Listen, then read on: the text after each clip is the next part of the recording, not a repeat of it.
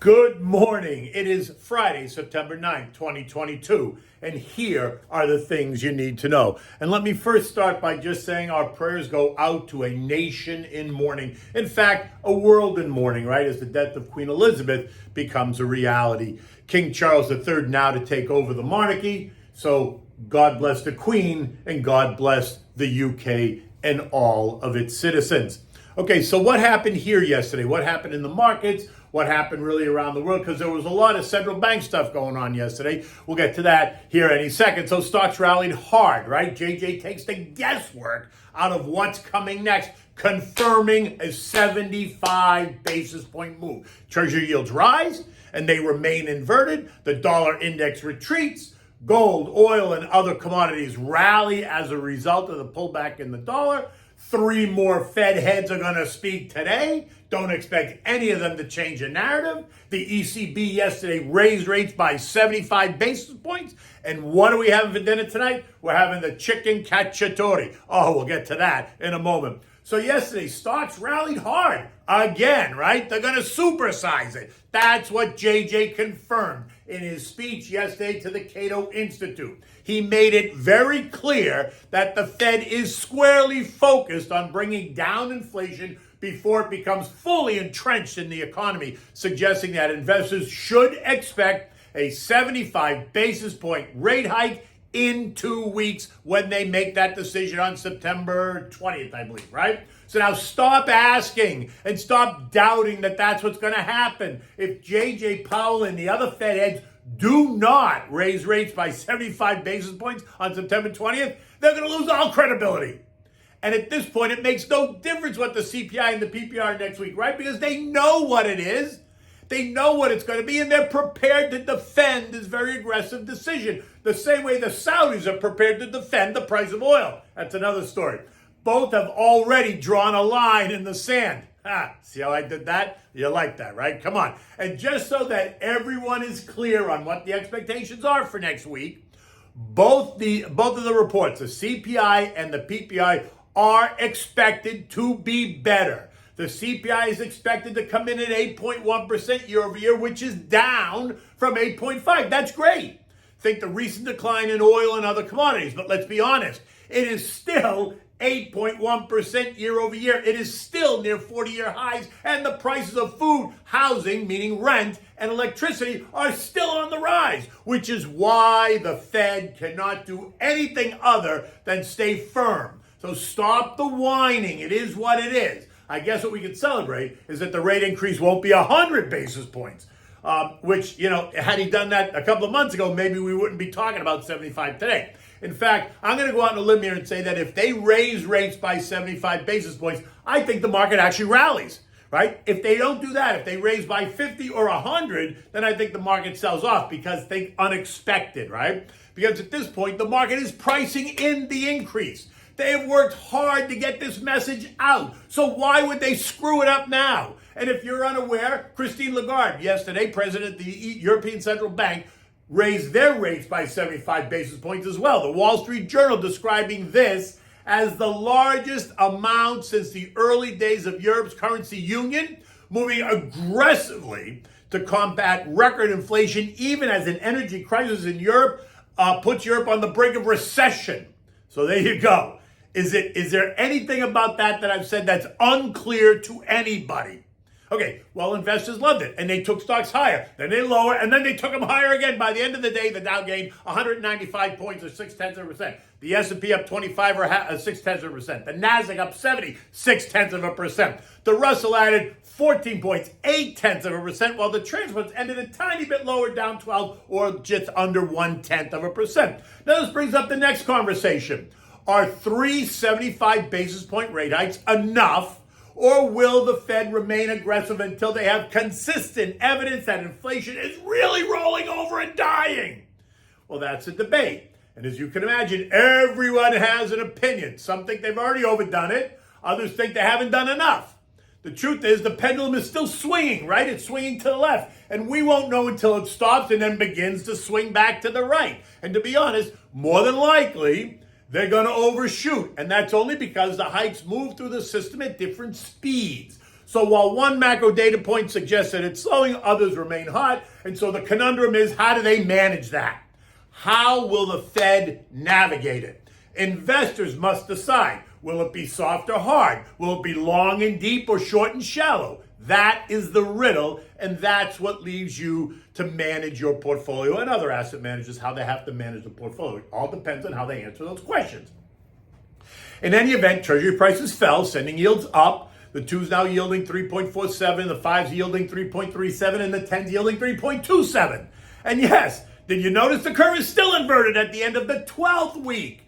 Monday begins the 13th week of a yield curve inversion, and that solidifies the idea that the recession is coming. But again, you have to ask, will it be long and deep or short and shallow?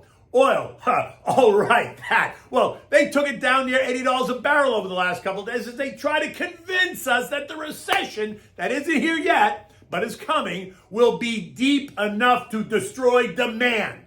Couple that with the ongoing China lockdowns, and maybe you could spin it. But not so fast. Both the Saudis and the International Energy Administration raised their global demand estimates for 2022 and 2023, while also pointing out that the current supply production will not be able to keep up. Couple that with the ongoing war in Eastern Europe, think Russia and Ukraine, and the building crisis in Western Europe, think the Eurozone and the UK, and the expected complete halt of oil to the Eurozone on December 5th, and the story becomes a bit more complicated. And if Xi unlocks his people, then demand in China will once again surge.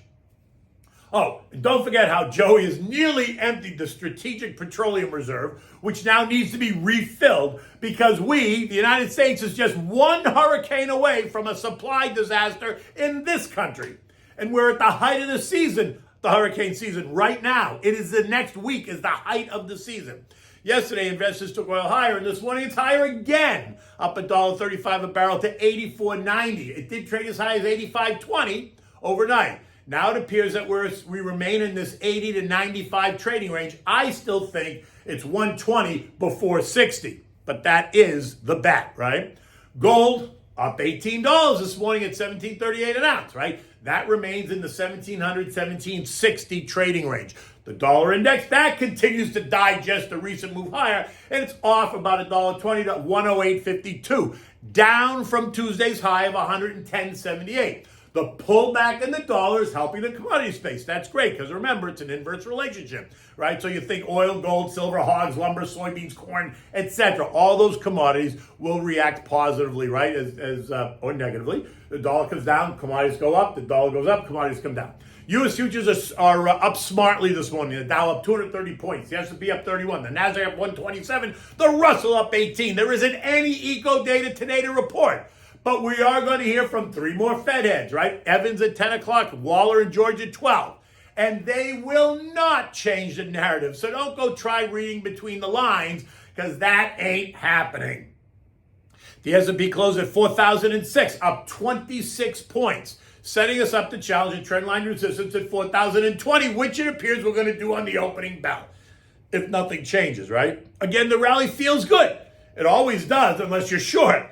But I don't think we're out of the woods just yet. Look for earnings estimates that begin to be revised lower in the weeks ahead. Recall that earnings start all over again just in about a month, so get ready. As earnings decline and the economy slows, expect unemployment to rise. And that's going to cause some hardship. But it will also work to bring down runaway inflation, or at least it should. Remember, Larry Summers says the unemployment rate has to hit 6+% before they're going to get inflation under control. Just to remind you, current unemployment is 3.7%. So it's a fairly significant move, but it's something that Larry Summers says has to happen if the Fed is going to succeed. In any event, September and October are full of angst and volatility, right? You need to remain focused. You keep putting your money away in the account. Keep it in cash if that makes you feel better. But be prepared to put it to work at some point. Consistency is the answer.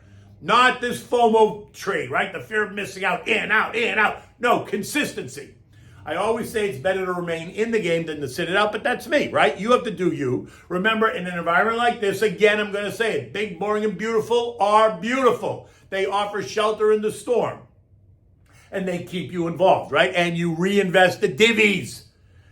If you own the good, solid U.S. mega cap names that are decent divvy payers in this environment, sit tight and take advantage of the weaker prices, right? Sectors, again, to be overweight, and you know what they are. We talk about it. Energy, healthcare, utilities, consumer staples all fit the bill.